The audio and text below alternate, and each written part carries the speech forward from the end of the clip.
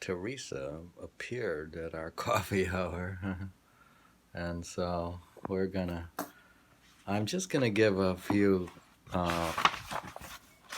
captions from her.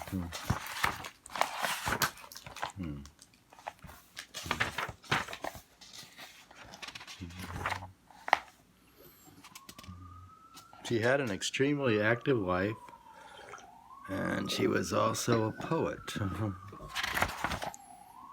In her 40th year, it was in her 40th year having attained habitual union with God. I like that habitual thing. It means like a pattern, like she's going into a habit of going in union. Here she says, St. John of the Cross, like St. Teresa, also born in Castilla, entered the order of the Chalcid friars in 20, and then 26 she met at 21, and when 26 he met Teresa, who was already 58. So that's the relationship. Teresa's 20. When he's 26, Teresa's 58. Instead of passing over the Carthusian order, he joined the St. Teresa. Of course, he became one of the greatest mystics of all time, and he is also one of the best poets in the whole of Spanish literature. That's St. John of the Cross.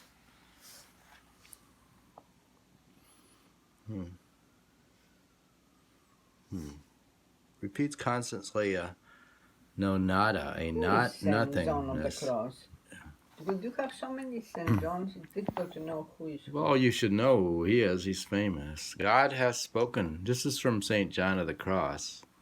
God has only spoken one word, which is his Son, and he has spoken it in eternal silence, says St. John of the Cross, repeating a common statement of the Fathers of the Church. In order to be incorporated in him, we must enter into the silence, not only reducing to stillness all voices, images, and thoughts, but everything, and even about God himself, but reducing our very being into an ontological silence. In order to have the all, we must leave the all. Here, Teresa was complaining to God in prayer about her sufferings and trials.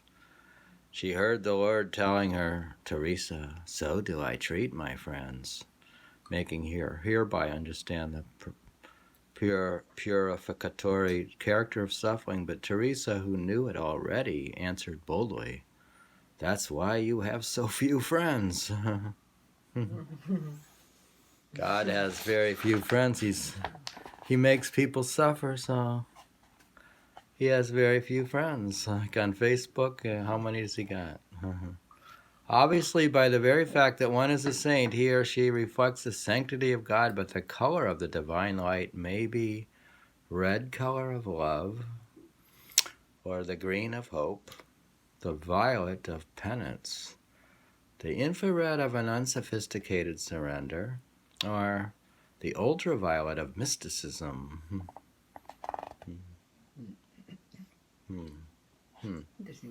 Let me write down the colors.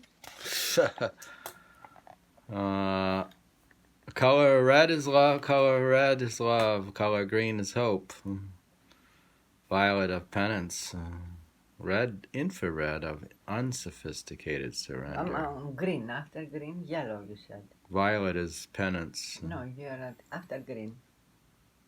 Violet is penance. Red, green. Green of hope. After? Infrared is unsophisticated. No, after the green. It's, I think, yellow, you said. No, I never said yellow. Read them from the beginning. Red color of love, the green of hope, the violet of penance. Penance.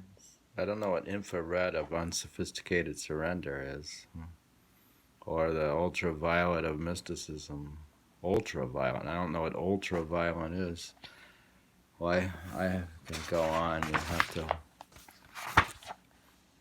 Ultraviolet, what it is? We're talking about habitual prayer, which is like meditation here. What is ultraviolet? That's mysticism.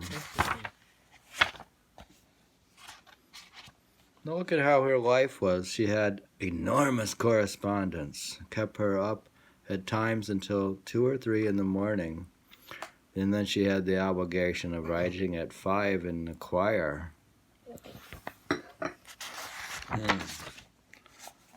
What time she lived? Now, we talking about the inward journey. What was What's that? interesting, she goes to the final rooms of the interior castle. What time did she live? Oh, God. She lived during the height of the Spanish Empire. During the time, here's her name, Teresa, 1515 to 1582.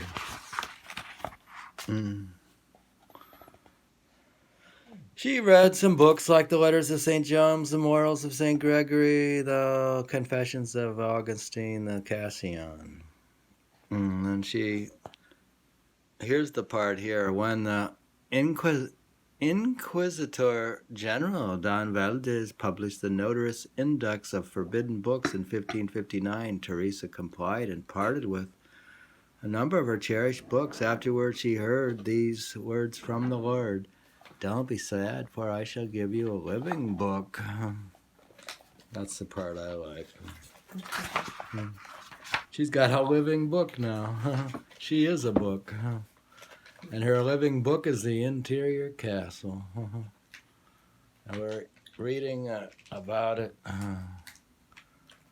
She is a book. Any comment?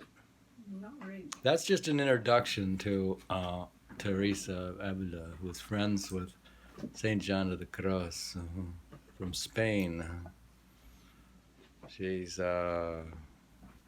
should be very interesting. We haven't read it yet.